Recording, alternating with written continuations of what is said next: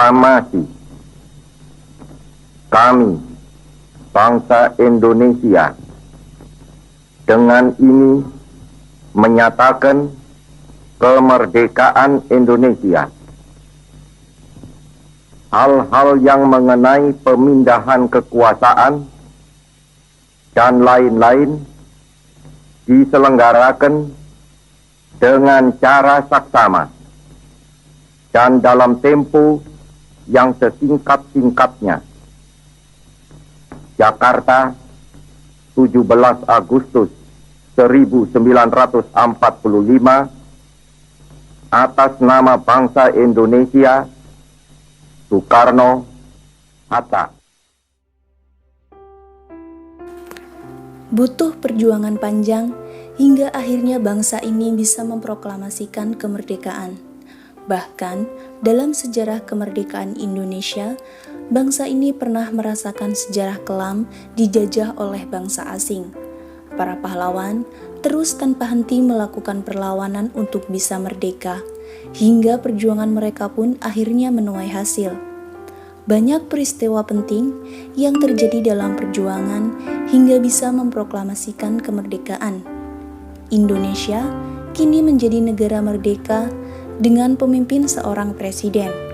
Selama ini, kita selalu menganggap bahwa Indonesia memiliki 7 presiden yang menjabat sejak 17 Agustus 1945 hingga sekarang.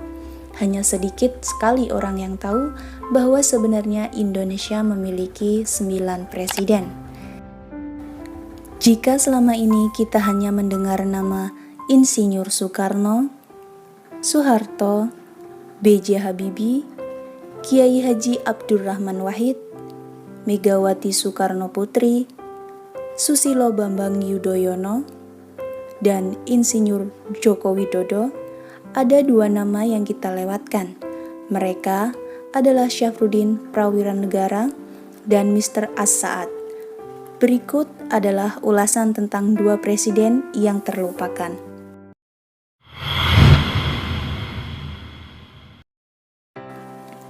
Berbeda dengan presiden yang lain, tokoh satu ini tidak banyak diketahui masyarakat Indonesia. Padahal, jasanya mendirikan Indonesia sebagai negara berdaulat sungguh besar.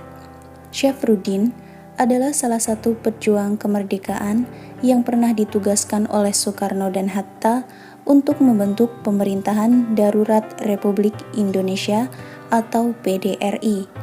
Saat itu, Belanda melakukan agresi militer kedua pada tahun 1948.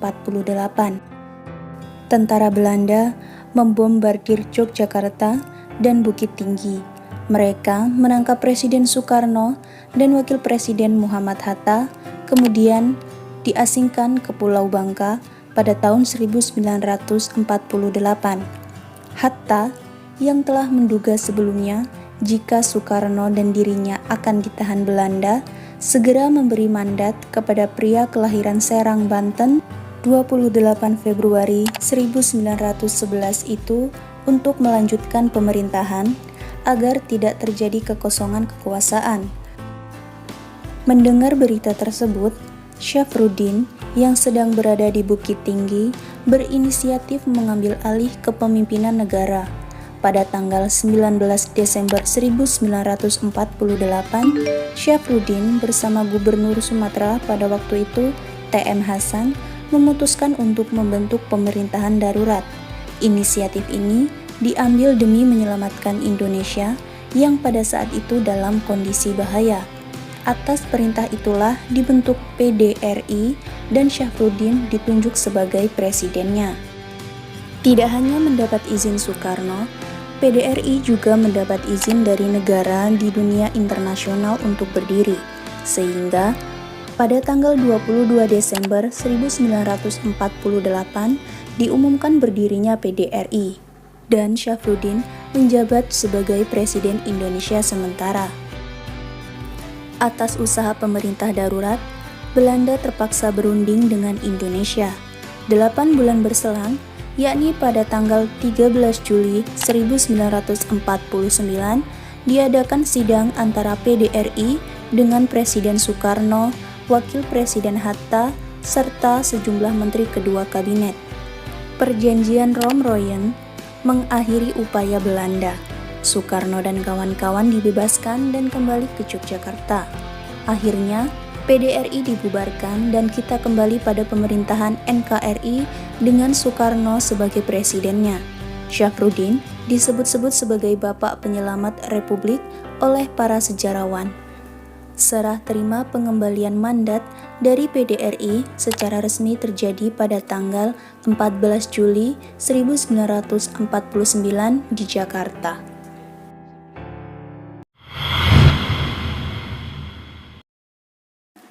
Selain Syafruddin Prawiranegara, tokoh lain yang pernah menduduki kursi sebagai Presiden Indonesia adalah Mr. As-Saad. Ia memimpin Republik Indonesia selama 9 bulan, 27 Desember 1949 sampai 15 Agustus 1950. As-Saad adalah orang yang pernah menjabat sebagai presiden ketika Indonesia masih menjadi bagian dari RIS atau Republik Indonesia Serikat. Pada Desember 1949, Belanda menyerahkan kedaulatan Indonesia kepada tangan Republik Indonesia Serikat. Hal tersebut membuat Soekarno dan Hatta harus menjabat sebagai presiden dan wakil presiden di Republik Indonesia Serikat. Sementara pemerintahan di Republik Indonesia kosong. Lalu Soekarno memerintahkan As-Saad untuk menjadi Presiden Republik Indonesia. Setelah perjanjian Konferensi Meja Bundar KMB 27 Desember 1949, As-Saad diamanatkan menjadi akting pelaksana tugas Presiden Republik Indonesia di Yogyakarta hingga 15 Agustus 1950, sebab pada saat itu negara-negara bagian RIS melebur diri dalam Negara Kesatuan Republik Indonesia.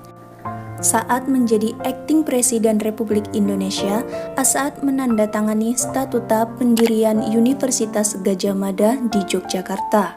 Setelah pindah ke Jakarta, pria kelahiran Sumatera Barat 18 September 1904 itu menjadi anggota parlemen DPR RI hingga duduk dalam Kabinet Natsir, menjadi Menteri Dalam Negeri September 1950 sampai Maret 1951. Setelah Kabinet Natsir bubar, ia kembali menjadi anggota parlemen. Seiring berlakunya NKRI, masa jabatan As-Saad pun berakhir. Negara kembali dipimpin oleh Soekarno dan Muhammad Hatta. As-Saad tetap dikenang sebagai orang yang amanah dalam memimpin. Pria asal Sumatera Barat ini pun diberi gelar Datuk Mudo, karena dia menjadi orang yang bijaksana meski usianya terbilang muda. Itulah ulasan singkat Presiden Indonesia yang terlupakan. Bahkan, mungkin sebagian besar dari kita tidak pernah melihat gambar wajahnya. Namun, kita tetap berhutang budi terhadap keduanya karena pernah memimpin Indonesia di masa-masa genting. Hendaknya, kita tidak melupakan sejarah dan jasa para pahlawan. Tidak cukup dengan hanya mengenang, kita harus menjaga dan memberikan yang terbaik untuk bangsa Indonesia. Jangan lupa untuk subscribe channel Al-Barulan agar tidak ketinggalan info-info menarik selanjutnya. See you next video.